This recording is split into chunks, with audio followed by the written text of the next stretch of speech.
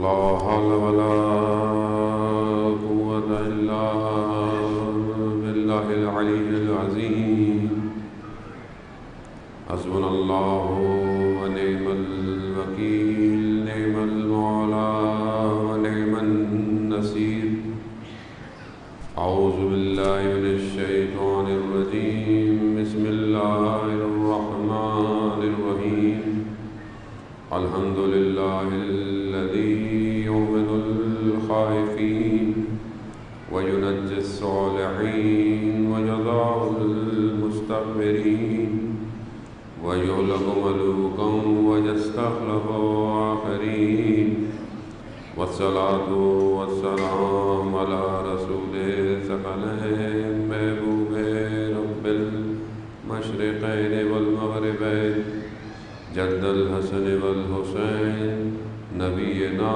سيدنا بالقاسم محمد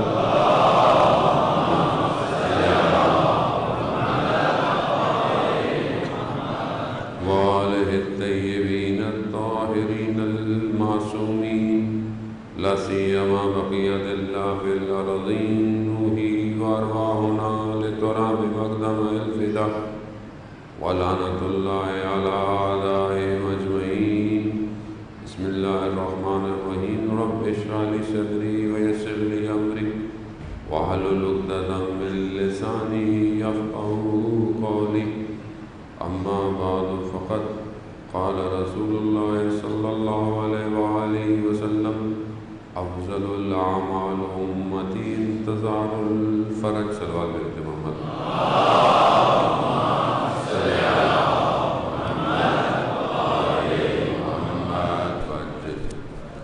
عزاداران شہید الشہداء ایام عزا اور ماہ محرم کے آخری چند روز باقی ہیں اور انشاءاللہ یہ سلسلہ اسی طرح جاری اور ساری رہے گا اور آپ اپنی شرکت سے ان محفلوں کو زینت بخشیں اور اس ذکر کی طرف متوجہ ہوں کہ جو اس عالم میں ذکر ہو رہا ہے اس تسبیح کو اپنے وجود میں شامل کریں۔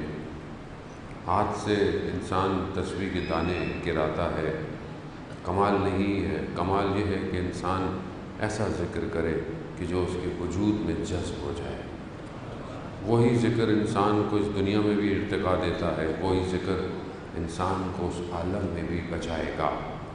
روایات میں ہے کہ ایک شخص روز قیامت میں اسے جہنم کی طرف لے کے جایا جا رہا ہوگا، تو وہ کہے گا کہ بہرحال کچھ میرے ساتھ معاملات بہتر کیے جائیں، کچھ مجھے نجات دی جائے۔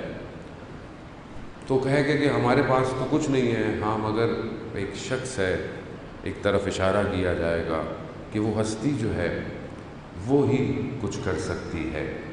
تو فرشتے اسے لے کے جائیں گے رسول خدا حضرت محمد مصطفیٰ اللہم صلی علی محمد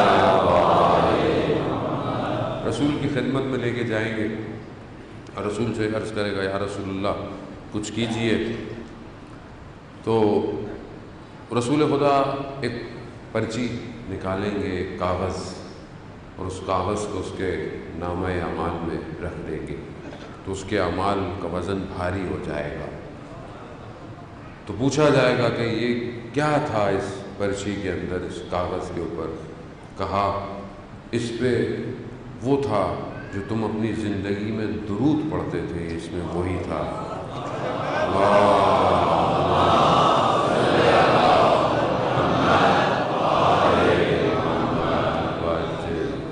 اب یہ درود یہاں لگتا ہے کہ شاید الفاظ ہیں، وہاں پر جب اعمال کو بھاری کریں گے تو پتہ چلے گا کہ ہم کیا کرتے تھے۔ عزیزان محترم، کیونکہ کائنات ان کو سلام کرتی ہے، کائنات انہی کے ذکر سے قائم ہے۔ حبیب ابن مظاہر نے سوال کیا تھا روز عاشوراء، امام حسین علیہ السلام سے سوال کیا کہ مولا میں سوال اس لیے نہیں کر رہا کہ مجھے موت سامنے نظر آ رہی ہے، نہیں، میں اپنی معرفت کو بڑھانے کے لیے سوال کر رہا ہوں۔ اب آپ دیکھیں حبیب کی منزلت ویسے بھی کیا منزلت ہے کہ جسے خود سید الشہداء فقی کہہ کے پکارتے ہوں، اپنا دوست کہتے ہوں، حبیب کا بڑا مقام ہے، اس مقام پہ بھی حبیب روز عاشورہ سوال کر رہے ہیں، کیوں؟ اپنی معرفت میں اضافے کے لیے۔ کیا سوال کیا کہ مولا اس دنیا میں آنے سے پہلے آپ کیا تھے؟ اس دنیا میں آنے سے پہلے یعنی بشریت کے لبادے میں جو آپ آئے ہیں، اس سے پہلے کیا تھے؟ تو امام فرماتے ہیں کہ ہم عرش پہ نور کی حالت میں تھے، اور زیارت جامع کبیرہ کہ جو ہمیں جو ہے وہ تعلیم دی ہے خود امام نے، اس کے اندر ہے کہ آپ کو پروردگار نے نور قرار دیا ہے عرش پہ۔ تو کہا کیا کرتے تھے؟ کہا ہم تسبیح اور تمجید کرتے تھے، یعنی ہم تسبیح پڑھتے تھے۔ کیوں پڑھتے تھے؟ سورہ خطبہ قاصیہ میں بھی مولا متقیان حضرت علی ابن ابی طالب علیہ السلام،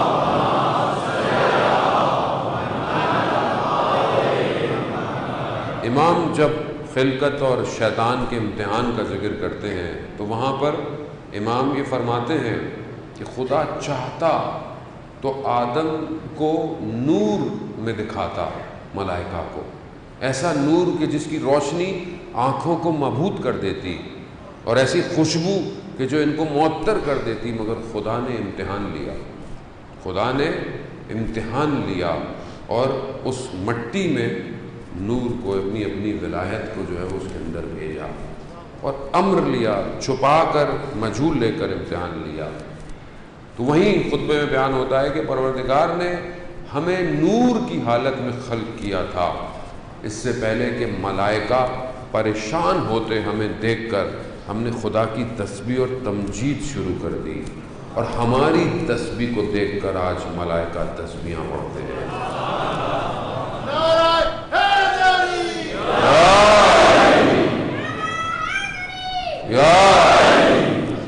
اب وہ عالم نور ہے، وہ خلقت نور ہے، اور جب دنیا میں آئے تو لباس بشریت میں آئے۔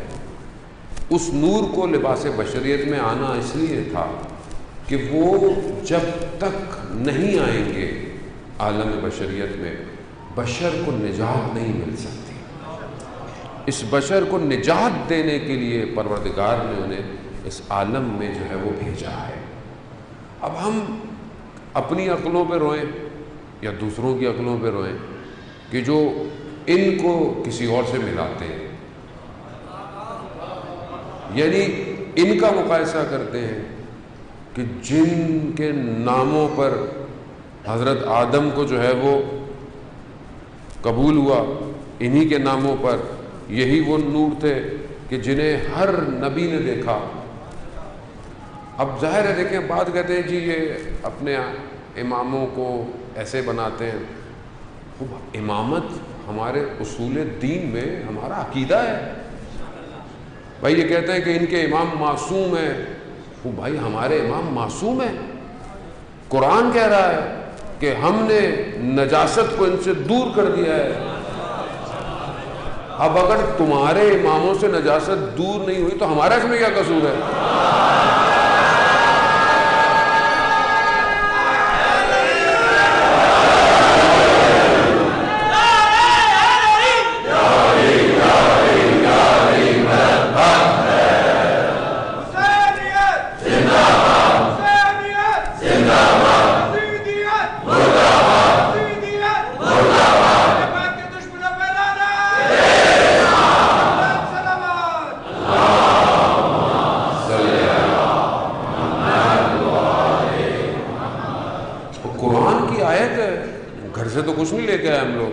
آپ بولے گھر سے لائے ہیں، گھر کو قرآن کہہ رہا ہے، انما حصر قائم کر رہا ہے، یعنی محدود کر رہا ہے، سوائے ان کے،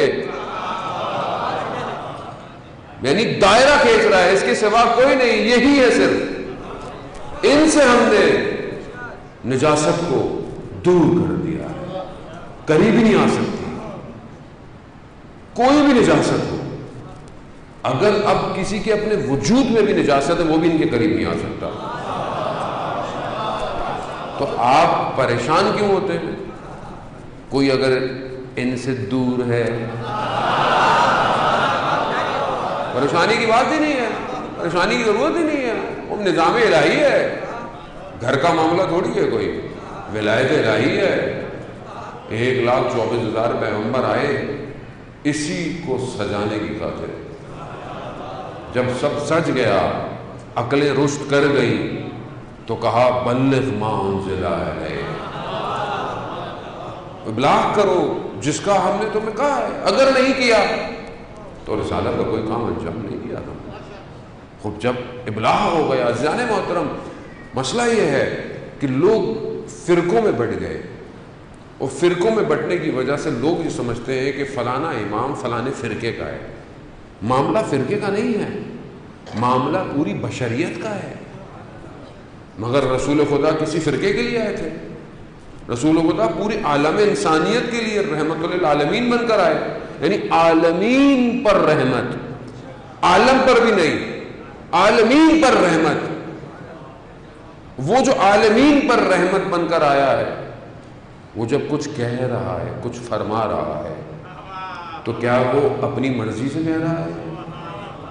اول تو وہ خود پورا وجود ہی وجود اس پروردگار کی اس عظمت کا جلوہ ہے کہ جسے خدا خود کہہ رہا ہے کنتو کنزن مخفین، میں چھپا ہوا تھا، میں نے چاہا پہچانا جاؤں، میں نے نور محمد کو خلق کیا۔ اب آپ کو یا کسی کو سمجھ میں نہ آئے یہ نور محمد کیا ہے، اور یہی کہا کہ ایک نور سے ہی یہ خلق ہوئے، اور اسی نور سے جو ہے وہ دونوں ایک ہی نور سے خلق ہوئے۔ اب مسئلہ یہاں فرقے کا نہیں ہے عزیزان محترم، کہ ہم بولیں کہ خدا نخواستہ ہم اپنے فرقے میں ہیں تو ہم اپنی ٹھیک بنے ہوئے، نہ، معاملہ یہ نہیں ہے، معاملہ بشر کی نجات کا ہے۔ کیوں؟ کیونکہ نظام الہی ہے، اللہ بہتر جانتا ہے اس کے نظام کو کون چلائے گا۔ یہ ولایت الہی ہے، یہ ولایت میری آپ کی نہیں ہے کہ آپ کھڑے ہو کہہ رہے ہیں خوب ان کے امام معصوم ہیں، خوب کیسے؟ قرآن جب کہہ رہا ہے، قرآن کیا کہہ رہا ہے؟ اطیعوا اللہ اطیعوا الرسول واولو الامر منکم، اللہ کی اطاعت کرو، رسول کی اطاعت کرو، اور اولو الامر کی اطاعت کرو۔ اب اگر اللہ کہے کہ میری اطاعت کرو، چاہے خدا کی اطاعت ہے، رسول کی اطاعت کرو جو رسول نے کہا، اور اولو الامر کی بھی اطاعت کرو، تو اب ہو سکتا ہے کہ جو اللہ نے کہا ہو وہ رسول نے نہیں کہا۔ بھائی جو اللہ نے کہا وہی رسول نے کہا، جو رسول فرما رہے ہیں وہ اللہ کا حکم ہے، تو اب آپ جب رسول کی اطاعت کر رہے ہیں تو کس کی اطاعت کر رہے ہیں؟ اللہ کی اطاعت کر رہے ہیں۔ اب اولو الامر کی جو پروردگار کہہ رہا ہے کہ اطاعت کرو، تو اولو الامر کون ہے؟ آپ کہتے ہیں جی حاکم ہوگا، حاکم ہو، کوئی بھی حاکم ہو۔ اب حاکم فاسق ہو، حاکم فاجر ہو، حاکم شرابی ہو، حاکم ظالم ہو، تو اب قرآن کہے گا اس کی اطاعت کرو، یعنی اس کی بھی اطاعت کرو، یعنی فساد بھی کرو، جھوٹ بھی بولو، نشے بھی کرو، کرپشن بھی کرو، چوری بھی کرو، پھر کہہ رہا ہے کہ رسول کی اطاعت بھی کرو، میری اطاعت بھی کرو۔ پروردگار یہ کیسی اطاعت ہے؟ بھائی مجمع سو رہا ہے جاگ رہا ہے؟ زندہ آباد، زندہ آباد، زندہ آباد، مردہ آباد، مردہ آباد۔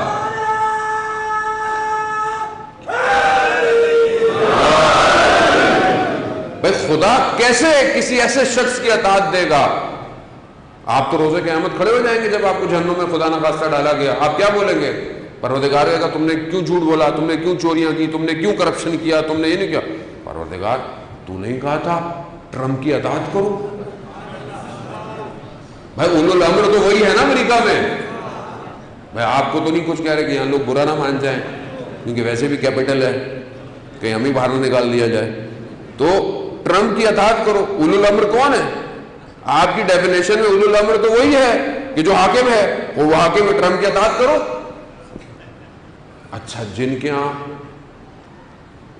اولو الامر کی ڈیفینیشن کچھ اور ہے، وہ اولو ٹرمپ ہی کی اطاعت کرتے ہیں۔ میں نے بریکٹ میں بڑا کچھ کہہ دیا آپ کو، ٹھیک ہے؟ کیوں؟ کیونکہ ان کی ڈیفینیشن، ان کا قصور ہی نہیں ہے، قصور تو ان کا ہے جنہوں نے ڈیفینیشن ہی تعریف ہی چینج کر دی تاریخ میں۔ قصور تو ان کا ہے کہ جنہوں نے فقہ کی ڈیفینیشن ہی بدل دی، تفسیریں ہی قرآن کی بدل دی. اب ان کا کیا قصور ہے؟ یہ تو وہی کر رہے جو ان کے ابا اجداد نے کہا تھا. عزیزان محترم، معاملہ سنگین ہے. خدا کبھی بھی غیر معصوم کی اطاعت نہیں حکم کر سکتا. کیسے کرے گا غیر معصوم کی اطاعت؟ یعنی وہ شخص جو خدا نہ خواستہ خود غلطی کرے، خود گناہ کرے، خدا اس کی اطاعت کا حکم دے گا. قیامت میں آپ بولیں گے پروردگار میں کیا کرتا، میں کیا کروں؟ تو اس کا مطلب پھر سب ختم ہو جائے گا، یہ سب بیکار ہو جائے گا.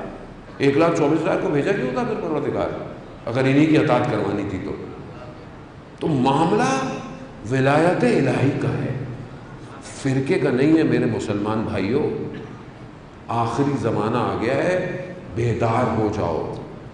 فریب میں اور دھوکے میں رکھا گیا ہے ابھی تک. اللہ کے ولی کو چھوڑا تھا تو یہ دنیا آج مصیبت میں مبتلا ہے. اللہ کے ولی کو چھوڑا نہ ہوتا تو آج یہ مشکلات نہ ہوتی کائنات میں. جس نے اس در کو چھوڑا وہ در بدر ہو گیا. یہی وہ در ہے کہ جہاں قرآن یہ کہتا ہے کہ کچھ گھر ہیں کہ جن میں اجازت سے داخل ہونا ہے، اور یہ وہ گھر ہیں کہ جن میں ذکر ہوتا ہے اور خدا ان ذکروں کو رفعت دیتا ہے. تو رسول خدا سے پوچھا کہ یہ گھر انبیاء کے گھر ہے، انبیاء کے گھر ایسے ہیں. تو اشارہ کیا کسی نے مسجد نبوی میں اس گھر کی طرف کہ جس کا صرف دروازہ مسجد میں کھلتا تھا.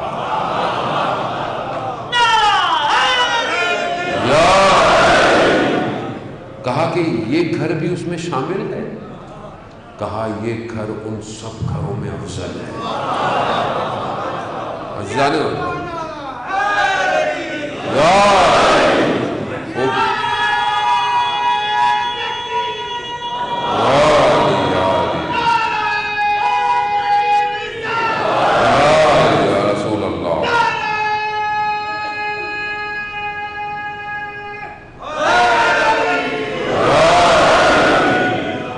محترم، خوب یہ گھر مٹی کا گھر نہیں ہے خالی جو آپ کہیں گے یہ گھر ہے، اس گھر کے اندر ہاں یہ مٹی کا گھر نہیں ہے، یہ گھر ایک وادی ہے. اب جو اس وادی میں داخل ہوگا اسے ایک تو اجازت لینی ہے، دوسرا اس کو اس قابل ہونا ہے کہ وہ اس وادی میں داخل ہو. یہ وادی پوری انسانیت کی زمانوں پہ محیط ہے، آج بھی دعوت دیتی ہے کہ داخل ہو، اپنے آپ کو اس قابل کرو کہ داخل ہو. اب مسئلہ ولایت الہی کا ہے، اور جب تک یہ سمجھ میں نہیں آئے گا ہم اپنی ذمہ داریوں کو ادا نہیں کر سکتے. ہم جس زمانے میں بھی زندہ ہوں، جب یہ ولی سمجھ میں آئے گا تبھی اس ولی کی اطاعت سمجھ میں آئے گی. دنیا نہ سمجھ پائی آج تک. کچھ لوگ جو ہے وہ دھوکے میں ہیں کہ امام حسین علیہ السلام 2 جنگوں کا 2 شہزادوں کا معاملہ نہیں تھا. کہاں ولی خدا، کہاں وہ فاسق شخص؟ یہ انبیاء کا وارث ہے. یہ پوری ان ساری موومنٹ کا جسے انبیاء لے کر آئے اس کو بچانے کے لیے کربلا آیا ہے. اللہ کا ولی ہے. اب اگر اللہ کے ولی کے مقابلے میں آ رہے ہو تو کس کے مقابلے میں آ رہے ہو؟ کس کے مقابلے میں آ رہے ہو؟ اللہ کے مقابلے میں آ رہے ہو. تو خدا تمہیں چھوڑ دے گا؟ دنیا کی امپائر کی جنگیں تھوڑی ہیں کوئی 2 ملکوں کی یا 2 بڑی بڑی کسی آپس میں جنگ لڑی ختم ہوگی معاملہ نہیں. جو اللہ کے مقابلے میں لڑے گا، جو اللہ کے حدود کو پامال کرے گا، خدا کو بھول تھوڑی جاتا ہے. خدا اس دنیا میں بھی اور آخرت میں بھی اس کام کو دیکھے گا.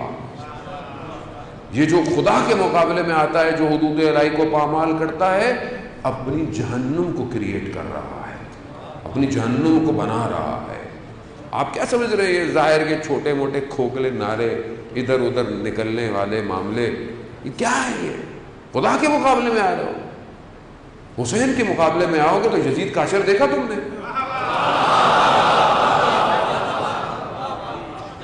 لعنت بھیجتی ہے پوری دنیا اس کے اوپر.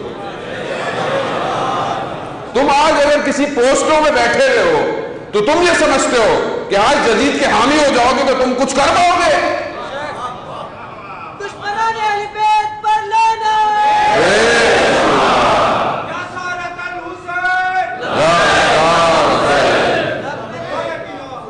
لبیک یا حسین. تم کیا سمجھتے ہو 72 آئے تھے کربلا خالی. اسلام پر حاکم تھا یزید لعین. سارے اسلام کے حدود کو، سارے گورنروں کو خریدا ہوا تھا، حاکموں کو خریدا ہوا تھا. جتنے تھے، بصرہ تھا، مدینہ تھا، جتنی بھی اسلامی حکومت تھی سب کو خریدا تھا یزید نے. تم کیا سمجھتے ہو کہ آج چند تمہارے پاس حکومتیں ہیں، چند تمہارے پاس دولت کے خزانے ہیں تو تم اس کو خرید کر آج دنیا میں تم کچھ کر پاؤ گے؟ 72 آئے تھے تاریخ میں، اکھاڑ پھینکا نظام کو کہ قیامت تک جب بھی کوئی یزید جیسا آئے گا حسینیت کھڑی ہوگی اس کے مقابلے میں. لبیک یا حسین، یا حسین، لبیک یا حسین، لبیک یا حسین، لبیک یا حسین، لبیک یا حسین. تو تم کیا سمجھتے ہو؟ اس وقت بھی پیسوں سے خریدا اس نے، تم بھی آج پیسوں سے خرید رہے ہو. اور کیا کر رہے ہو؟ وہ تم اپنے اجداد پہ کاپی کر رہے ہو، جو انہوں نے کیا تم بھی وہی کر رہے ہو. مگر پیسوں سے خریدنے والے پیسوں ہی کے غلام ہوتے ہیں، اور جو خدا کے نمائندے ہوتے ہیں وہ اپنے سروں کو کٹوا دیتے ہیں مگر اسلام پر آنچ نہیں آنے دیتے. وہ یہ حسینیت کی قوم ہے. یہی تو کہا قاسم سلیمانی نے، ماں ملت حسینی، ماں ملت شہادتی. ہم حسین کی قوم ہیں، ہم حسین کی امت ہیں، ہم شہادت پرور قوم ہیں. تم ہمیں جنگ سے ڈراتے ہو، تم ہمیں موت سے ڈراؤ گے؟ ہمارے ہاں مرتا ہے ہی نہیں کوئی، ہمارے ہاں کوئی نہیں مرتا. جانے بہت خوف پیدا کرو، ہراس پیدا کرو. دشمن کی پالیسی ہمیشہ سے یہی ہے. ابن زیاد لعین نے کوفہ میں ہراس پیدا کیا تھا، خوف. مگر جو تیار تھے وہ محاصرے توڑ کے بھی چلے گئے، اور جو دنیا پرست تھے وہ پھنس گئے. آج بھی ہمارے لیے سوالیہ نشان ہے کہ جسے قرآن کہہ رہا ہے. جب میں نے کل آپ کی صورت میں آپ کی خدمت میں جو ہے وہ اصحاب کہف کی مثال دی، یہ چند جوان تھے کہ جو بت پرستی کے مقابلے میں کھڑے ہوئے، اس فساد کے مقابلے میں جو معاشرے میں تھا اس کے مقابلے میں کھڑے ہوئے خدا کے لیے قیام کیا. خدا نے انہیں کہف یعنی غار میں لے گیا اور ان کے کانوں کو بچا لیا دنیا کے شوروں سے، انہیں محفوظ رکھا، اور وہ ابھی تک محفوظ ہے، اور وہی حفاظت خدا ان کی کر رہا ہے. آج بھی خدا یہ دعوت دے رہا ہے کہ تم خدا کے لیے قیام کرو، خدا کی خاطر. خدا تمہاری بھی حفاظت کرے گا، خدا تمہیں بھی بچائے گا. عزیزان محترم، یہی ہے سورہ کاف میں پروردگار جو ہے وہ آگے بیان کرتا ہے کہ دشمن کے لیے، دنیا کے لیے امتحان قرار دیا اس دنیا کو، دنیا کو زینت بنایا، دنیا کو خوبصورت بنایا، زرق اور برق سے متعین کیا. یہی امتحان ہے، یہی امتحان ہے. اور یہ امتحان ہر قوم میں رہا ہے، ہر امت میں رہا ہے کہ جنہوں نے دنیا کے زر برق کو دیکھا وہ غافل ہو گئے، جن کے سامنے دنیا کیا تھی. آج ہمارے سامنے بھی دنیا ہے. اسٹیٹس، ڈیزگنیشن، مقام، نوکری، پیسہ، دولت، یہی تو بیچا جا رہا ہے. اور کیا ہے؟ یہ جو لوگ بک رہے ہیں آج، کس سے بک رہے ہیں؟ اسی دنیا کو زینت سمجھ لیا ہے. وہ سمجھتے ہیں کہ شاید یہی دنیا کامیابی دے گی، جبکہ پروردگار کہہ رہا ہے کہ یہ کسی کام آنے والی نہیں ہے، میں تمہیں یہیں سے لے کر جاؤں گا. امتحان ہے تمہارا، تم میں سے بہتر عمل کس کا ہے. اور یہ سب خدا کہہ رہا ہے کہ میں اس کو جمع کر لوں گا، اس ساری زرق اور برق کو میں سمیٹ دوں گا. میں ایک جو صدا آئے گی پہاڑ روئی کے گالوں کی طرح اکھڑ جائے گی. تم اس کے پیچھے اپنے آپ کو کیا کر رہے ہو؟ اس خواہشات کے پیچھے. پروردگار جب قارون کا ذکر کرتا ہے تو کیا کہتا ہے کہ قارون قوم موسیٰ میں سے تھا، حضرت موسیٰ علیہ السلام کی قوم میں تھا. جب تک حضرت موسیٰ کی طرف تھا کچھ نہیں تھا، جیسے ہی دوسری طرف ہوا اسے خدا نے امتحان کے لیے علم کیمیا عطا کیا. اس علم کیمیا سے اس نے خزانے بنائے. اتنے خزانے ہیں کہ قرآن کہہ رہا ہے کہ اس کی چابیوں کو اٹھانے والے نہ جانے کتنے لوگ تھے اس خزانے کی چابیوں کو. تو قرآن میں آیت ہے کہ اس طرف کچھ لوگوں نے کہا یا لیت، کاش ہمارے پاس بھی وہی ہوتا جو قارون کے پاس ہے. قرآن کہہ رہا ہے جانے محترم، قرآن کو ہم سمجھیں، قرآن عبرت ہے. قرآن جب قصے بیان کر رہا ہے تو خامخواہ نہیں بیان کر رہا. ہر زمانے کے لیے قرآن کے جو معارف ہیں وہ طول رکھتے ہیں. کیا کہہ رہا ہے؟ کاش ہمارے پاس بھی یہ ہوتی، یہ زرق برق ہوتے، یہ جو قارون کے پاس تھا. کاش یعنی کیا؟ یعنی اس کا مطلب یعنی کہ ہم بھی دوسری طرف چلے جاتے، خدا کے مقابلے میں چلے جاتے، اس طرف آتے تو ہمارے پاس بھی دولت ہوتی، ہمارے پاس بھی خزانے ہوتے. آج دنیا آپ کو یہ آپشن دے رہی ہے. آپ آج دنیا بیچ دیں، اپنی دین چھوڑ دیں اپنا. آج آپ چوری، کرپشن، آج آپ کسی پوسٹ پہ بیٹھتے ہیں تو آپ کے اپنے اوپر ہے. اب آپ کو اگر گھر گاڑی بنانی ہے تو آپ کہتے ہیں بھائی شرافت سے تو نہیں بن سکتا، جبکہ ہم انکار کرتے ہیں خدا کی باتوں کا. خدا کہہ رہا ہے میں نے تو جس کے پیچھے تم بھاگ رہے ہو اس کا تو میں نے وعدہ کیا ہے. وہ رزق جس کے پیچھے تم بھاگتے ہو کہ میں اپنی اولاد کو کیسے پالوں گا، میں ہوگا، اس کا تو خدا کہہ رہا ہے میں نے وعدہ کیا ہے.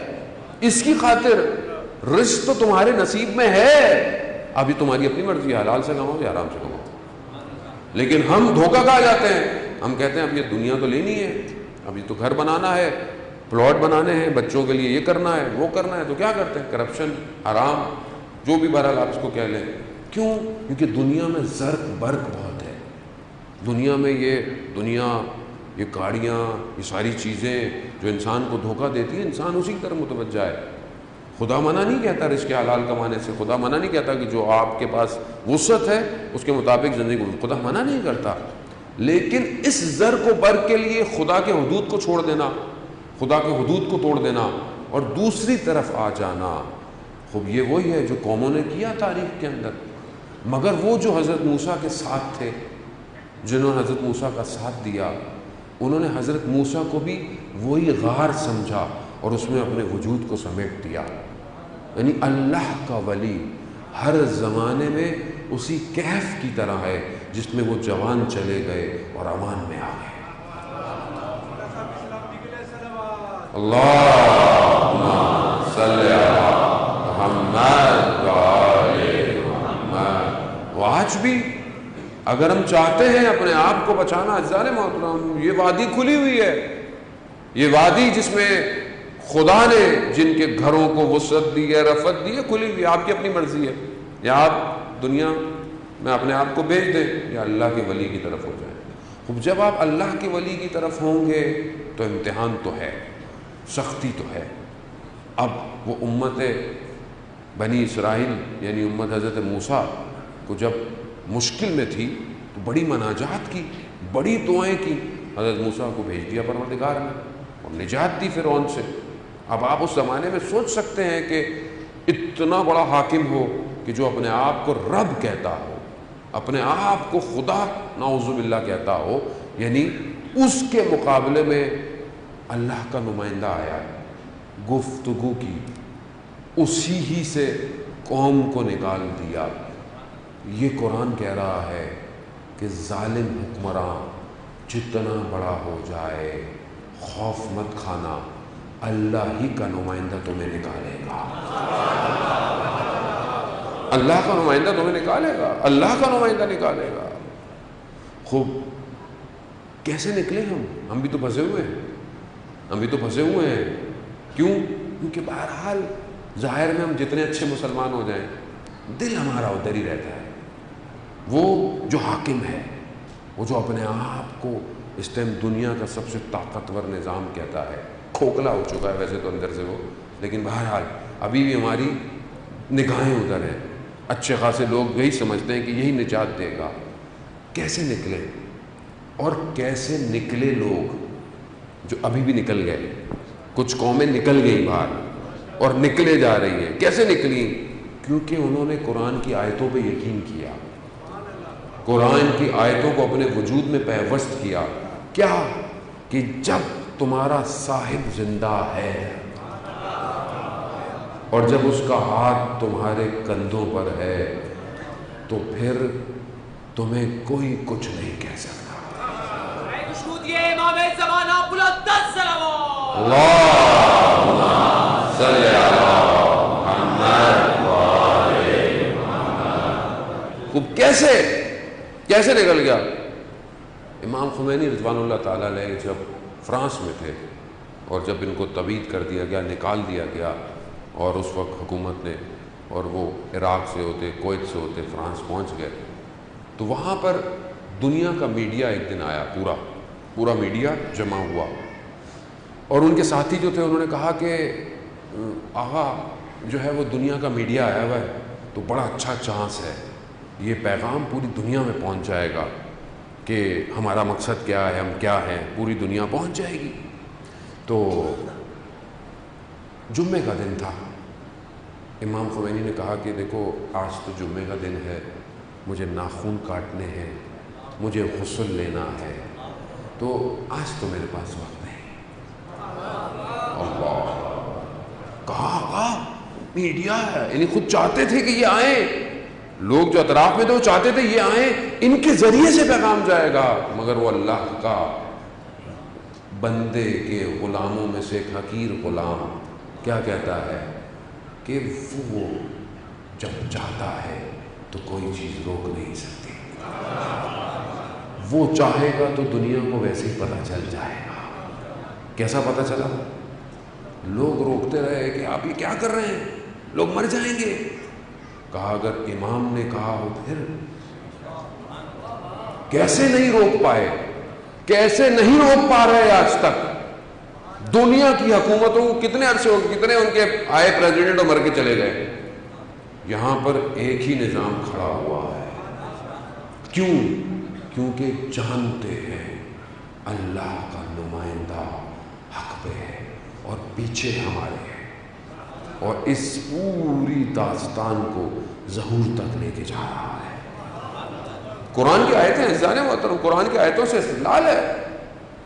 میرے گھر کی بات نہیں، ہمیں تو مسئلہ یہ ہے کہ ہمیں تعصب نے مار دیا. ہم نے تو شیعت کو، اسلام کو بھی تقسیم کر دیا، وہ ادھر ہے یہ ادھر ہے. بھائی اسلام ہے، اسلام کے لیے معیار تقویٰ ہے. آپ اپنے اندر تقویٰ پیدا کر لیتے آپ قوم ترقی کر جاتے. اب اگر آپ نے نہیں کیا تو بھائی دوسروں کو تو مانو، لیکن کیونکہ وہ نہیں، وہ آغا صاحب مسئلہ ہے. مسئلہ کیا ہے؟ یہی تو نفس ہے جس نے بسایا ہوا ہے. اور پھر دشمنوں کی سازش، کیونکہ دشمنوں کو بھی پتا تھا کہ یہی ہیں جو بچائیں گے. کہا کہ نہیں ان کے خلاف بولو، ان کے خلاف. جب دیکھا کہ باہر سے تو رکتے ہی نہیں ہیں، یہ مارو تو یہ اور کھڑے ہو جاتے، تو ان کے اندر گھسو، ان کے اندر دراڑیں ڈالو، ان کے علماؤں کو برا بھلا بولو، جتنا بولو گے ہم تمہیں زیادہ پیسے دیں گے. گھبرا گئے آپ لوگ لگتا ہے. دوسرے لوگوں کا اصل میں ٹینشن ہوتی ہے صاحب ایسی بات ہے. بھائی مسئلہ دیکھیں، بات حق ہے. اب آپ کتنا اس کو چھپائیں گے کہ قوم اپنی جو ہے وہ آپ کی جو ہے وہ ڈاماڈول کھڑی ہوتی ہے، ان کو سمجھ میں نہیں آتی مولانا صحیح بولتا ہے یا وہ صحیح بولتا ہے جو پتہ نہیں کہاں سے آیا ہے. وہ آپ کیسے کریں گے؟ بھائی آپ بھی فیصلہ کریں نا اپنا. دوسروں کو تو آپ فیصلہ کرواتے رہتے ہیں کہ بھائی ادھر ہو جا ادھر ہو، تو خود بھی ادھر ہو جا ادھر ہو. بھائی مانے آج آپ کے حرموں کو کس نے بچایا ہے؟ مانے آج اسلام کا پرچم کس کے ہاتھ میں ہے؟ مانے آپ. ہمیں تو اپنی گلیوں کا نہیں پتا، ہم اپنے محلوں کو صحیح نہیں کر سکتے، ہم عالم اسلام کو صحیح کریں گے. وہ کہ جو دور اندیش ہیں، جنہوں نے دشمن کے سامنے سینوں کو تانا ہوا ہے، وہ ہے. اس میں گھبرانے کی بات نہیں. آخری زمانہ ہے جانے محترم. میں تو اپنا حق ادا کر کے اس لیے چلا جاتا ہوں کہ مجھے تو موت کا پتہ ہی نہیں ہے. شاید مجلس اتر کے آخری رات ہو، قبر میں اندر ہو، تو میرے سے تو سوال کیا جائے گا. روز قیامت کیا ابھی سوال کیا جائے گا. ہر روز امام کے سامنے حاضر ہونا ہوتا ہے. امام پوچھتے ہیں کہ ہاں بھی نوکری دی تھی تمہیں، یہ تمہارے لیے تھوڑی آئے تھے، تم اتنے خوش ہو جاتے ہو کتنا رش ہوتا ہے، یہ ہمارے لیے آتے ہیں، اور جب ہمارے لیے آتے ہیں تو ہماری بات پہنچا رہے ہو کہ نہیں پہنچا رہے؟ نہیں، مولا خوف ہے کس سے؟ اگلے سال مجلس نہیں پڑھوائیں گے۔ نہیں، مولا خوف ہے کس سے؟ پتہ نہیں کوئی پتہ نہیں کچھ کہہ دے، کچھ کر دے۔ کہا تو پھر غلط آئے ہو، یہاں تو آنے کی شرط تھی گردن کٹوانا تھی، وہ اگر تیار نہیں تھے تو یہاں آئے کیوں تم؟ تو پھر تم میں اور باقیوں میں فرق۔ کربلا دعوت یہی دے رہی ہے، عشق کی وادی ہے، اس وادی میں آنا ہے تو گردن کٹوانی پڑے گی۔ کیوں؟ کیونکہ جس کے ارباب نے گردنیں کٹوائی ہوں، ہماری گردنوں کی قیمت کیا ہے؟ تو عزیزان محترم، نظام سمجھے، اللہ کے ولی کو سمجھے، وہی ہے جو نجات دے گا اس عالم کو، اور اس تک بڑھنے کے طریقوں کو سمجھے۔ پوری طاقت ہے دنیا کی، دیکھیں ہر طرف سے، پیسے سے، زور سے، اسلحے سے، فتنوں سے، پروپیگنڈوں سے، سازشوں سے، فرقہ واریت سے اس امام کا راستہ روکا جا رہا ہے۔ اس اللہ جل اللہ جل اللہ جل اللہ جل اللہ جل اللہ جل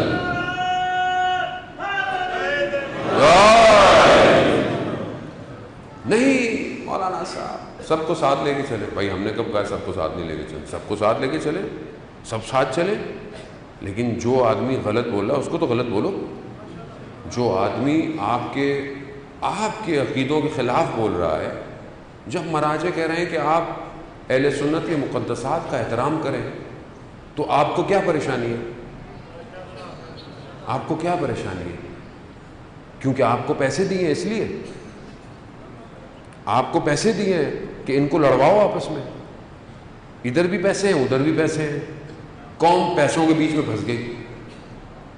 آپ سمجھ نہیں رہے، یہ سازش بہت بڑی ہے، یہ چھوٹا موٹا معاملہ نہیں ہے کہ آپ جذبات ہو نہیں مولانا صاحب مذاق کر رہے ہیں ہمارے۔ بھائی کیا کریں، ذاکر ہمارے تو یعنی پھر ہم میں اور اس تاریخ میں واقعوں میں فرق کیا رہ گیا کہ جن کو سمجھ نہیں آیا منبر رسول پر آیا رسول کا نمائندہ ہے یا شیطان کا نمائندہ بیٹھا ہے؟ آپ سے بولا نہیں جاتا، اصل میں کسی سے بولا نہیں جاتا۔ کیوں؟ کیونکہ بھائی وہ نہیں پڑھوائیں گے، وہ نہیں پڑھوائیں گے۔ نہ پڑھواؤ بھائی، نہیں پڑھواؤ۔ قوم کو ٹکڑے کر دیا آپ نے، تباہی پہ لے آئے۔ آج آپ ہی کے کلپ دکھا کر آج ہمارے سنی بھائیوں کے دل جو ہے وہ تکلیف میں اور وہ ہمارے خلاف کھڑے ہو رہے ہیں۔ کس کی ہے؟ ہم نے بولا ہے؟ کسی عالم نے بولا آج تک؟ کن کی چیزیں سوشل میڈیا میں پھیلی ہوئی ہیں؟ قصوروار کون ہے؟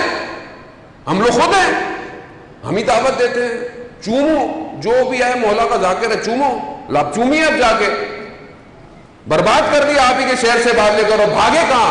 اگر بھاگنا ہی تھا تو جاتے قم اور نجف جاتے۔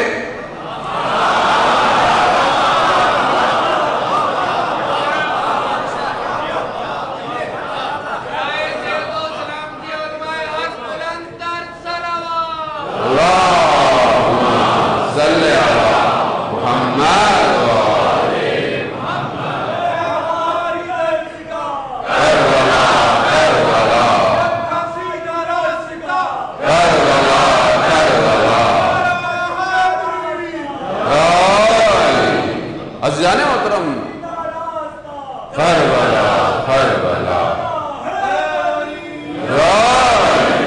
سمجھنے کی کوشش کریں، تاخیر ہو رہی ہے ظہور میں۔ اللہ کا نمائندہ منتظر ہے، نجات اسی نے دینی ہے۔ ہم دیر کر رہے ہیں ان آپس کے جھگڑوں کی وجہ سے، ہم بے بصیرت ہوئے ہیں، ہماری سمجھ میں نہیں آ رہا کہ گیم ہمارے ساتھ کیا ہو رہا ہے۔ یہی مسئلہ تھا تاریخ میں کربلا کے اندر۔ کوفہ میں اور کیا مسائل تھے، بصرہ میں کیا مسائل تھے، کیا چیزیں تھیں کہ جس نے دور کر دیا امام کے وقت کے امام تک لوگ کیوں نہیں پہنچے؟ مگر نابینا تھے، مگر سنتے نہیں تھے، خط گئے، ہزاروں کی تعداد میں خط گئے۔ کیوں نہیں پہچان پائے؟ دھوکے کا شکار ہو گئے، پروپیگنڈے کا شکار ہو گئے۔ اور آج ہم بھی انہی چیزوں کا شکار ہیں عزیزان محترم۔ حق قیمت مانگتا ہے، حق آسان نہیں ہے۔ حق اگر اتنا آسان ہوتا تو پھر تاریخ بھری پڑی ہوتی، لیکن ہمیشہ چند لوگ ہی جو ہے وہ حق پہ رہے۔ اور خدا بھی کوانٹٹی نہیں مانگتا، خدا بھی کوالٹی مانگتا ہے۔ تم کوالٹی اپنے اندر ایجاد کرو، اپنے اندر چیزیں پیدا کرو، وقت کا امام تمہارا انتخاب کر لے گا۔ امام ایسے ہی ہے، امام تو منتظر ہے کہ کوئی جوان میری طرف آئے۔ امام تو انتظار کر رہے ہیں کس کا؟ ایک حر کا، کہ کوئی ایک حر بن کے آ جائے، اور تاریخ اسی کا انتظار کر رہی ہے۔ عزیزان محترم، اپنا وقت ضائع، میں معذرت چاہتا ہوں اگر میری کوئی بات آپ کو کہ کسی کو بھی دل آزاری کا باعث بنی تو قطعاً میرا مقصد نہیں ہے، کیونکہ ہم بحیثیت ایک قوم جو ہے وہ پیچھے دھکیلے جا رہے ہیں، اور اس میں ہم کئی حد تک اس میں ہماری بھی اپنی غلطیاں ہیں، اس کو مانیں ہم لوگ۔ ہم نے سنجیدہ نہیں لیا معاملوں کو۔ بڑے عرصے سے جب ہمیں کہا جاتا ہے کہ اپنی صفوں کا خیال کریں، اپنی صفوں میں دوسروں کو شامل نہ ہونے دیں، لیکن ہمیں بھی سمجھ میں نہیں آئی کہ آج ہمارے ساتھ کیا ہوتا ہے۔ ایک بھی لفظ انسان کے وجود سے غلط نکلے اور اس کی وجہ سے اگر کوئی شخص مارا جائے تو دنیا میں بھی مشکلات ہیں اور آخرت میں بھی مشکلات ہیں۔ آیت اللہ عظمہ بہجت فرماتے تھے کہ یہ جو تم دوسروں کے جو مقدسات ہیں ان کی توہین کرتے ہو، چاہے تم اپنے گھر میں کر رہے ہو، لیکن اگر تمہاری یہ بات کہیں اور پہنچتی ہے، حتیٰ انہوں نے پاکستان کا نام بھی لیا کہ اگر پاکستان میں بھی کسی شیعہ کو تمہارے ان حرکتوں کی وجہ سے مارا جائے تو تم اس کے قتل کے ذمہ دار ہو۔ کیوں ہم اپنے مومنوں کو اذیت دینا چاہتے ہیں؟ ہو بھائی، اتحاد سے رہیں، آپ متحد ہو کر جو مشترکات ہیں اس پر گفتگو کریں۔ ایک خدا ہے، ایک رسول ہے، ایک قرآن ہے، بس۔ اہل بیت کی جو محبت کرتا ہے بسم اللہ، نہیں کرتا اس کی اپنی نصیب ہے۔ اہانت نہ کرے، آپ بھی نہیں کریں، وہ بھی نہیں کرے، اور جب وہ آخری آئے گا وہ تو ایک ہی ہے نا۔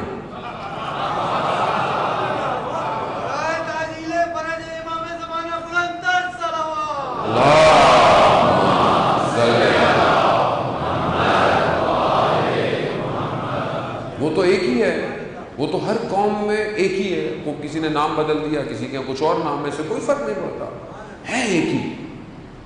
تو اس ایک کی طرف بڑھیں، ایک امت ہو کے مل کر اپنی طاقت دکھانی ہے نا، اور اتنی نعرے بھی لگانے ہیں تو اسلام کے دشمن کے مقابلے میں لگائیں۔ اپنے اتنی جو آپ اتنا اپنے آپ کو دکھا رہے ہیں کہ ایسا ہے ویسا ہے، تو دشمن اسلام کے مقابلے میں لگائیں۔ وہاں تو لفظ بھی نہیں ہلتے، وہاں تو آپ سے کچھ بولا بھی نہیں جاتا۔ تو اس کا مطلب ہے کہ ہم سمجھ نہیں پائے کہ دشمن کون ہے اصل میں۔ ہم خود دھوکے میں ہیں اور دھوکے میں رکھا گیا ہے، یہ سراب ہے، اس سے بچیں اپنے آپ کو۔ اپنے آنے عزیزان محترم، شخص کہتا ہے کہ میں مکہ گیا اور اس زمانے میں مکہ میں وبا پھیلی ہوئی تھی اور میں بھی مریض ہو گیا، کوئی تھا نہیں میرا جاننے والا، تو مکے سے باہر نکلنے نہیں دیا۔ وہ حدیث بھی ہے کہ اگر کسی جگہ وبا پھیل جائے تو اسے باہر نہ نکلو تاکہ وبا دوسری جگہوں پہ نہ پھیلے، وہی ختم ہو جائے۔ تو کہا میں شدید مریض ہو گیا، میں نے توسل کیا امام سے کہ میری مدد کیجیے۔ تو کہا ایک جوان آ گیا اور اس نے مجھے غذا دی۔ میں نے کہا میں کھا نہیں سکتا، تو کہا انہوں نے اپنے ہاتھوں مبارک سے اس لقمے کو میرے جو ہے وہ دہن میں ڈالا، تو میں نے دیکھا کہ میرے اندر طاقت آئی، تو میں ٹھیک ہوا۔ تو مجھے اس جوان نے کہا کہ یہاں سے چلے جاؤ۔ کہا کیسے جاؤں؟ پہرے لگے ہوئے ہیں، شہر سے باہر نہیں جا سکتا۔ کہا میں تمہیں لے کے چلتا ہوں۔ کہا میں جو اس جوان نے باہر نکال دیا، وہ کسی نے ہمیں دیکھا بھی نہیں۔ جب میں شہر سے باہر نکلا تو کہا آپ چلے جاؤ۔ تو میں نے پوچھا یہ کون ہے کہ مجھے ایک لقمے سے ٹھیک کر دیا، مجھے شہر سے باہر نکال دیا؟ تو کہا کہ جب تم اپنے شہر پہنچو گے، جو تیسرا شخص تمہیں سلام کرے گا تو اس سے پوچھنا میں کون تھا۔ کہا میں پورے راستے میں اسی سوال کے ذہن میرے رہا۔ جب میں اپنے شہر پہنچا تو میں نے جو ہے وہ شہر کے دروازے پر پہلا شخص ملا، دوسرا شخص ملا، تیسرا شخص شہر کا نگہبان تھا جو رات کو شہر کی نگہبانی کرتا تھا۔ وہ آیا، وہ مجھے ملا، میں نے اسے سلام کیا۔ میرے ذہن میں کہا وہ اتنی بڑی کوئی ہستی تھی، یہ تو ایک عام سا نگہبان ہے، یہ کیا بتائے گا؟ کہا میں بھی سوچ رہا تھا، تو اس نے مجھے بتایا کہ وہ جو تمہیں شخص ملا وہ کوئی اور نہیں تھا، وہ وقت کا امام تھا۔ اللہم صلی علی محمد اللہم صلی علی محمد وآل محمد اللہم صلی علی محمد۔ عزیزان محترم، اب وہ شخص اس مقام پہ تھا، ظاہر میں نہ جائیں ہم لوگ بعض لوگوں کے کہ بعض شخص ظاہر میں کیسا ہوتا ہے، شخص اپنے باطن سے اپنے وقت کے امام کے قریب ہوتا ہے، چاہے وہ کوئی بھی شخص ہو۔ پھر اس شخص نے بتایا کہ میں نے تمہیں بتایا اس لیے کیونکہ میرا تھوڑے عرصے بعد انتقال ہونے والا ہے۔ عزیزان محترم، ہر زمانے میں ایسے لوگ ہوتے ہیں جو امام کے قریب ہوتے ہیں، اور ہوتے وہ ہم ہی میں سے ہیں، ایکسٹرا لوگ نہیں ہوتے ہیں۔ کچھ لوگوں کا دائرہ ہے، کہیں 30 لوگ ہیں، کہیں 60 ہیں، کہیں 300 ہیں جو امام کے قریب ہیں، اور یہ عادی لوگ ہیں۔ جب ایک کا انتقال ہوتا ہے تو دوسرا ان کی جگہ آ کے لیتا ہے۔ شرط یہ ہے کہ اپنے آپ کو اس قابل کیا ہو کہ امام اس کا انتخاب کرے۔ ہم آج اپنی زندگی میں دیکھیں کہ آج ہماری زندگی میں کیا چیز امپورٹنٹ ہے؟ یہ دنیا امپورٹنٹ ہے یا پھر آخرت؟ دنیا ہمارے لیے کیا ہے؟ ہم دنیا کو کس طرح دیکھتے ہیں؟ اور ہر شخص کی دنیا الگ ہے۔ اب آپ کہیں کہ مولانا صاحب آپ کو کیا دنیا سے، آپ کو کیا دنیا کے؟ ہماری دنیا الگ ہے۔ ہر وہ چیز جو خدا سے دور کرے وہ دنیا ہے، ہر وہ چیز۔ ورنہ قرآن نے اس زمین اور آسمان کو، اس سورج اور چاند کو اپنی نشانیاں بتایا ہے۔ یہ نشانیاں ہیں، نشانیاں یعنی خدا کی طرف لے کے جا رہی ہیں۔ یہ اولاد، یہ مال، اگر یہ اولاد اچھی ہے تو زینت ہے، اگر یہ نہیں ہے تو فتنہ ہے۔ یہی مال اگر خدا کی راہ میں خرچ کر رہے ہو تو بچائے گا، یہی مال اگر حرام میں کر رہے ہو، اپنے آفرا میں کر رہے ہو تو یہ مال تمہیں تباہ۔ ہر وہ چیز جو تمہیں خدا سے دور کرے وہ دنیا ہے۔ اب ایک عالم کے لیے دنیا کیا ہو سکتی ہے؟ اس کا نام، اس کا ڈیزگنیشن۔ ہمارا تو یہ حالت ہوتی ہے کہ پوسٹر میں نام نیچے کیوں ہے، اوپر کیوں نہیں ہے؟ ہماری دنیا یہی ہے، نام کے آگے علامہ کیوں نہیں لگایا؟ بھائی علامہ کے معنی پتہ ہے؟ ہمیں بھی لوگوں نے علامہ بنا دیا ہے۔ علامہ اگر آپ تشیع کی تاریخ پڑھیں نا تو چند علامہ ہیں خالی۔ علامہ بہت بڑی ڈگری ہے، ہر کوئی ہو نہیں سکتا۔ ہمارے یہاں تو 2 دن میں ٹوپی پہن کے آتا ہے وہ بھی علامہ، کیونکہ ہمارے یہاں تو اصل مسائل ہے کیونکہ معنی نہیں پتہ۔ وہاں علامہ علی ہیں، ابھی آج کل کے دور سے جو گزرا وہ علامہ طباطبائی تھے، علامہ تقی جعفری تھے، یعنی آپ تو انگلی میں پورے نہیں ہوتے علامہ، اتنے تھوڑے علامہ ہیں۔ اور آج کل کے دور میں بہرحال جن کے ساتھ اگر یہ نام لگ بھی سکتا ہے تو وہ علامہ مصباح یزدی، علامہ جوادی عاملی ہیں، کیونکہ بہرحال اب یہ ہماری دنیا اسی میں ہے۔ پوسٹر پہ نام کیوں نہیں تھا، بٹھایا کیوں نہیں تھا، گاڑی کون سی بھیجی، یہ صحیح نہیں تھا، وہ صحیح نہیں۔ ہماری دنیا، ہم اپنی دنیا میں پھنسے ہوئے۔ مجلسیں کتنی ہوئی، کیسے ہوئی؟ ہماری دنیا یہی ہے۔ آپ کی دنیا الگ ہے، ہر شخص کی دنیا الگ، اور وہ اسی میں پھنسا ہوا ہے، اور جب تک اس سے باہر نہیں نکلے گا امام تک نہیں پہنچ سکتا۔ کربلا یہی بتاتی ہے کہ جتنے لوگ آئے سب الگ الگ زندگیوں میں تھے۔ کوئی امیر تھا، کوئی کاروان کا لیڈر تھا، کوئی غلام تھا، کوئی جو تھا وہ عیسائی تھا جو مسلمان، ہر شخص کی دنیا الگ تھی۔ امام نے ان سب کی دنیاوں سے ان کو بلایا اور کربلا میں ان کو اس طرح سجایا ہے کہ ایسی روشنی ان کے وجود سے نکلتی ہے جو آج تک ہمیں ہدایت دے رہی ہے۔ اگر یہ راستہ نہ ہوتا کربلا کا اور سید الشہداء کا اور ان کے اصحاب کا تو زندگی نہیں تھی کچھ بھی، نہ زندہ رہ سکتے تھے، نہ راستہ نظر آتا۔ یہ راستہ یہ بتاتا ہے کہ جتنی سختیاں ہوں، جتنی مشکلیں ہوں امام حسین علیہ السلام سے زیادہ سختیاں نہیں ہو سکتی، اور یہی راستہ ہے کہ جسے پر تم نے اپنے آپ کو قربان کرنا، یہی ایک امید ہے، یہی ایک روشنی ہے اسلام میں۔ ہم اپنی زندگیوں کو دیکھیں کہ ہم لوگ کہاں پھنسے ہوئے ہیں۔ کوئی جوان شاید ایک تصویر میں پھنس جاتا ہے، اپنے نفس کا سودا کر دیتا ہے۔ آج سوشل میڈیا کا دور ہے کہ بہرحال مفصل کسی اور دن گفتگو کروں گا کہ کس طرح نفسوں کو خریدا جا رہا ہے۔ یہ رات کو تنہائی میں یہ ہاتھ میں موبائل، یہ سب کچھ کھلا ہوا، یہ نفسوں کو خریدنے کے لیے ہے، یہ نفس خریدے جا رہے ہیں، اور انسان بھی اپنے نفس کی قیمت اتنی سستی لگا دیتا ہے، جبکہ مولا متقیان حضرت علی ابن ابی طالب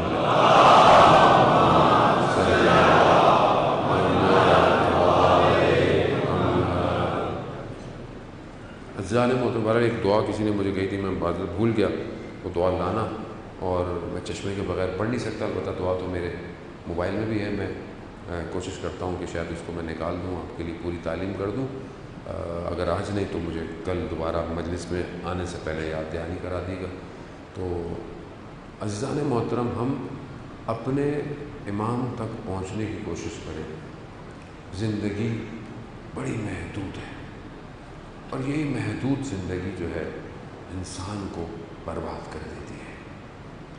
ہم مولا ارشاد فرماتے ہیں کہ کم سے کم تمہارے نفس کی قیمت جنت ہے، کم سے کم، یعنی یہ کم سے کم ہے جنت۔ آگے کیا ہوگی؟ اس میں درجے ہیں، اس میں مقامات ہیں۔ کچھ درجے ایسے ہیں کہ جہاں پر انسانوں کو جنت کی نعمتیں تمنا کریں گی کہ کاش یہ ہمیں دیکھیں۔ یہ کون سے مقام ہے کہ جہاں جنت کی نعمتیں تمنا کر رہی ہیں؟ تو کہا وہ سب سے بلند درجہ اصحاب امام حسین علیہ السلام کا ہے۔ وہ ایسا درجہ ہے کہ جہاں پر یہ ہر وقت امام حسین کے نور کو دیکھ رہے ہوں، اس وجہ اللہ کو، اور اپنی نگاہوں کو ہٹائیں گے نہیں، جنت کی نعمتیں تمنا کریں گی، کاش ایک لمحے کے لیے ہمیں دیکھا، کاش۔ بعض روایتیں ہیں کہ کچھ لوگوں کو جنت گھسیٹ کے لے کے جائے گی، اس طرف آؤ، ان مقامات پہ آؤ، مگر نہیں آئیں گے۔ وہ کہیں گے ہماری جنت صرف حسین ہے۔ کو یہ کیسے ہوگا؟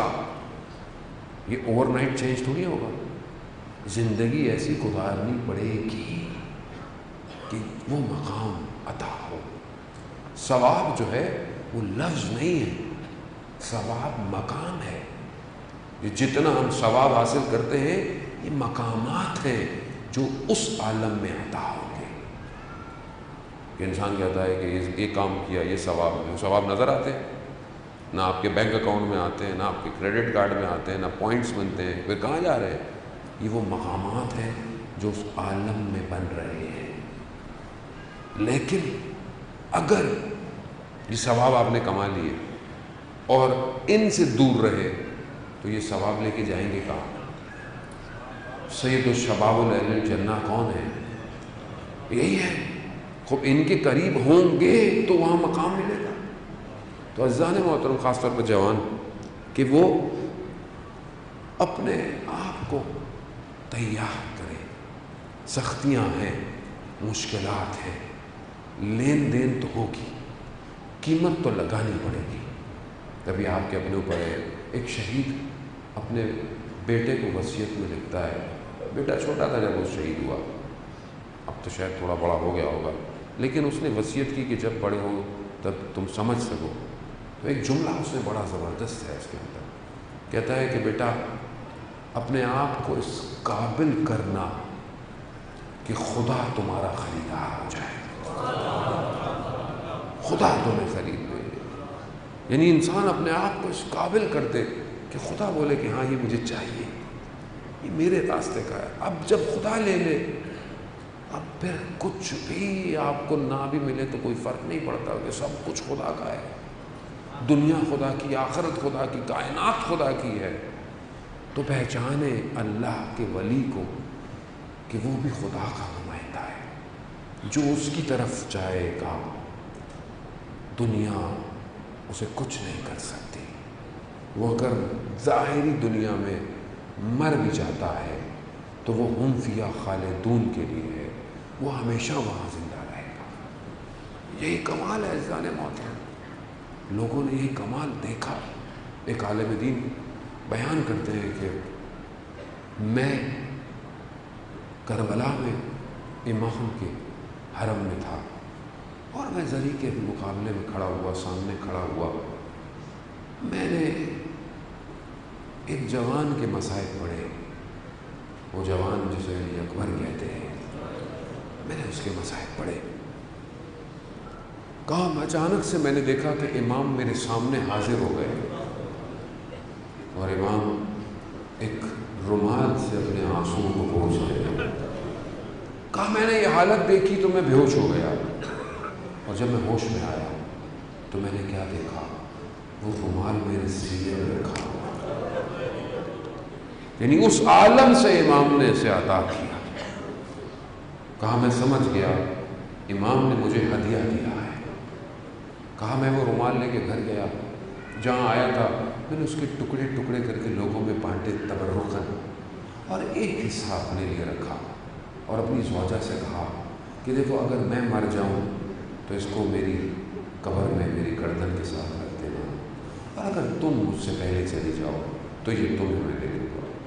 کہا زندگی نے ساتھ نہ دیا، میری زوجہ کا انتقال ہو گیا تو وہ رومال میں نے اس کے حصے کو اپنی بیگم کی گردن پہ باندھ دیا. کہا میں نے خواب میں دیکھا اپنی زوجہ کو کہ وہ آ رہی ہے اور اس کی گردن سے نور نکل رہا ہے. جب وہ قریب پہنچی تو میں نے کہا یہ نور کیسا ہے؟ کہا یہ اس رومال کا نور ہے جو تم نے میری گردن پہ باندھا. بڑی قیمت ہے ان آنسوؤں کی، یہ جو امام حسین کے غم میں نکلتے ہیں. ہاں عزیزان محترم، شہید کے باپ کہتا ہے کہ میں رات کو سو رہا تھا، ایک ہی بیٹا تھا، جنگ پہ گیا ہوا تھا. میں نے رات کو دیکھا میرے دل میں درد ہوا، مجھے تکلیف ہوئی، نیند نہیں آئی، بے چینی. صبح جب اٹھا تو مجھے خبر ملی کہ رات کے اسی پہر میں جوان بیٹا تھا، شہید ہو گیا. مصائب پڑھتے تھے، گریے کرتے تھے اور علی اکبر کے مصائب بھی پڑھتے تھے. کہا لوگ مجھے ملنے آئے تو ایک ہی بیٹا تھا تو لوگوں نے بڑا کہا ایک ہی بیٹا تھا، یہ کیا کیا آپ نے، کیا کیا؟ کہا مجھ سے برداشت نہیں ہوئی، میں نے لوگوں سے ملنا چھوڑ دیا، خلوت میں آ گیا تو میں نے خواب میں سید الشہداء کو دیکھا. کہا کہ ساری زندگی علی اکبر کے مصائب پڑھتے رہے. کہا آپ سمجھ میں آیا جوان کا غم کسے کہتے ہیں؟ کہاں میں بیدار ہوا، میں نے دیکھا مولا صحیح ہے، واقعاً جوان کا غم آسان غم، لیکن پھر بھی مولا میں اپنے بچے کے جنازے میں نہیں تھا، میں اپنے بچے کے مرتے وقت نہیں تھا، مگر جو مشکل آپ نے دیکھی وہ کسی نے نہیں دیکھی. کہا اس کے بعد جب میں حضرت علی اکبر کے مصائب پڑھتا تھا تو کیفیت ہی کچھ اور ہوتی تھی. ہاں عزیزان محترم جوانوں، یہ وہ جوان ہے کہ جب آ رہا ہے تو امام کی آنکھ لگی اور امام نے فرمایا انا للہ و انا الیہ راجعون. حضرت علی اکبر کہتے ہیں بابا یہ کلمہ کیوں آپ نے جاری کیا؟ کہا میں نے خواب میں دیکھا ایک منادی ندا دے رہا ہے کہ موت اس کارواں کے پیچھے پیچھے ہے. تو جوان کیا کہتا ہے؟ یہ جوان ہے ہمارے لیے جس کی راہ پہ ہم نے چلنا ہے. جوان کہتا ہے بابا ہم حق پہ نہیں ہیں. کہا کیوں نہیں ہم حق پہ ہیں؟ کہا بابا کیا فرق پڑتا ہے، موت ہم پہ آ پڑے یا موت پہ جا پڑے. اللہ خوب یہ جوان ایسا ہے کہ بیان ہوتا ہے کہ جب بھی راستے میں اہل حرم میں کسی چیز کو پہنچانا ہوتا تھا تو امام حسین علیہ السلام علی اکبر کو بھیجتے تھے. کیوں؟ کیونکہ اہل حرم علی اکبر کی بڑی محبت کرتے تھے. کیوں؟ کیونکہ خلق میں اپنی بولنے میں شبیہ پیغمبر تھا. جب بھی پیغمبر کی آواز سننی ہوتی تھی تو علی اکبر کی آواز سنی جاتی تھی. جب بھی پیغمبر کے چہرہ یاد آتا تھا تو علی اکبر کے چہرے کو دیکھا کرتا تھا. کیسا خزانہ تھا جسے امام حسین کربلا لائے. اسے کوئی نہیں پہچان سکتا. ہم اس کیفیت کو درک نہیں کر سکتے جو باپ اور بیٹے میں تھی. علامہ ذیشان حیدر جوادی پڑھا کرتے تھے کہ جب وقت آخر علی اکبر خیموں سے رخصت کر کے نکلنے لگے ہیں تو کہتے ہیں کہ دیکھا کہ خیمے کا پردہ اٹھتا ہے بند ہو جاتا ہے, اٹھتا ہے پھر بند ہو جاتا ہے. کوئی ہے جو علی اکبر کو نکلنے نہیں دیتا. کہاں دیکھا, کیا دیکھا, ایک چھوٹی سی بچی جو علی اکبر کو نکلنے نہیں دیتا. میں پڑھ نہیں پاؤں گا جلال محترم, سخت ایام ہے یہ. ایام اس بچی کے دل ہے جو کوفہ و شام ہاتھوں میں رسیاں, گردنوں میں رسیاں, پانی مانگتی ہے تو پانی دے دیتی ہے. سخت ایام. اور انہیں حالتوں میں نہ جانے اس سے سب سخت یہ ہے کہ یہ بچی جب بھی سر اٹھاتی ہوگی تو نیزے پہ بھائی علی اکبر کا سر نظر آتا ہے. سخت ہے, بہت سخت ہے. ہم اس کو نہ پڑھ سکتے ہیں نہ بیان کر سکتے ہیں. یہ وہ بچی جانتی ہے, اس کے دل کو کوئی اور نہیں جانتا. ہاں حضرات محترم, وقت آخر آیا. حضرت علی اکبر تیار ہوئے. امام نے اپنے فرزند کو روشن کیا. چلا ابھی سواری تھوڑے قدم چلی تھی تو دیکھا پیچھے سے آواز آ رہی ہے, محلن محلن یا بنیا, آہستہ چلو میرے لال, آہستہ میرے بیٹے آہستہ. حضرت علی اکبر نے مڑ کے دیکھا, کہا بابا ابھی تو مل کے گئے. کون جانے امام حسین کے دل کو. کہا بیٹا ہاں, لیکن جتنا ممکن ہونا مڑ مڑ کے دیکھتے جانا.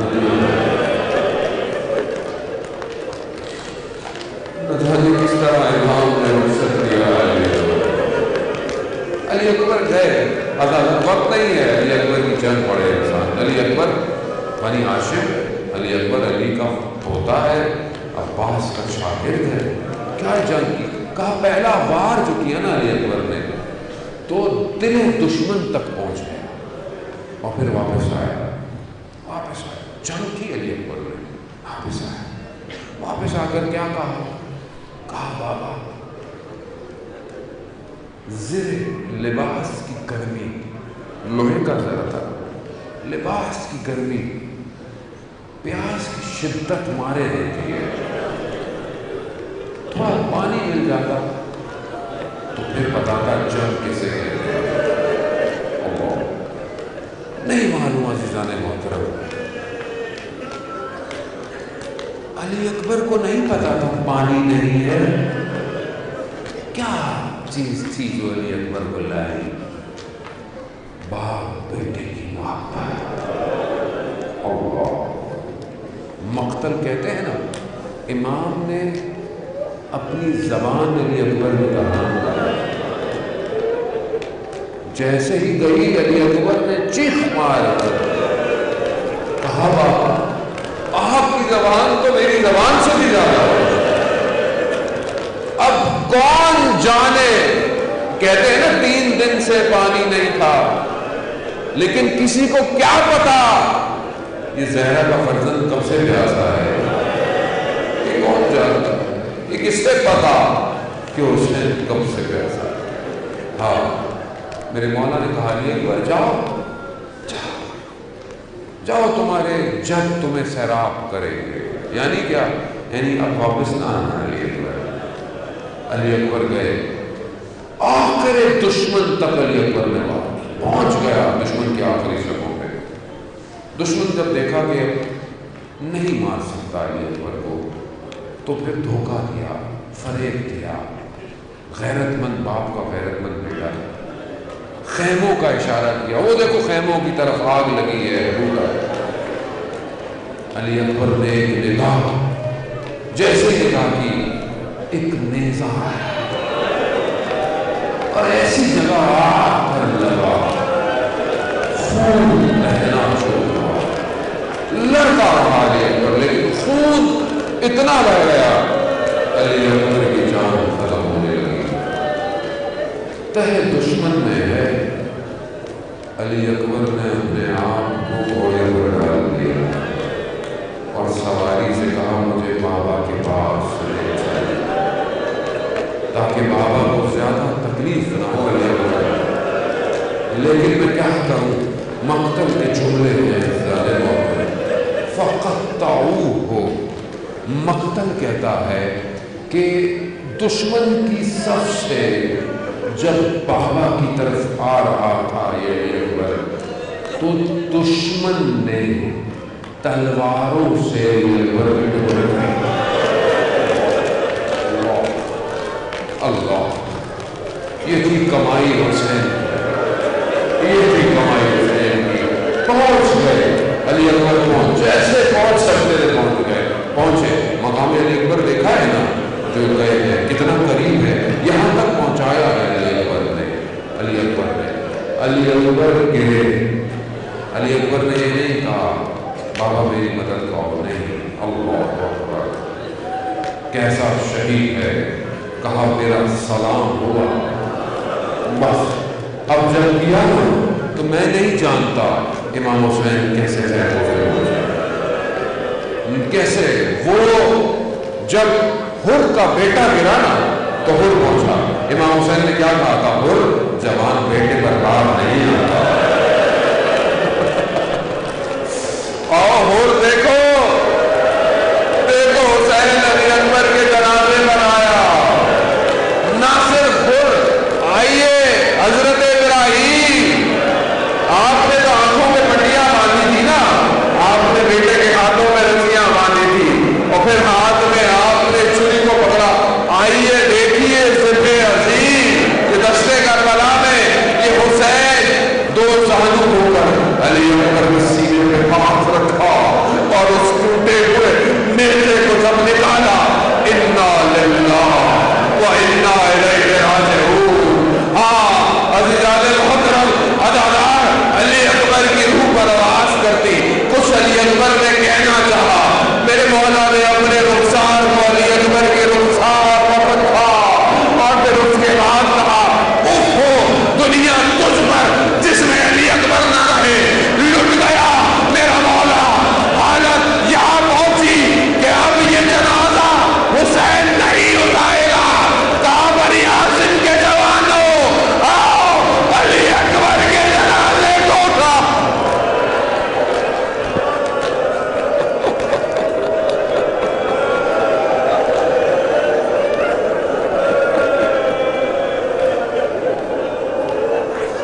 ماتم حسین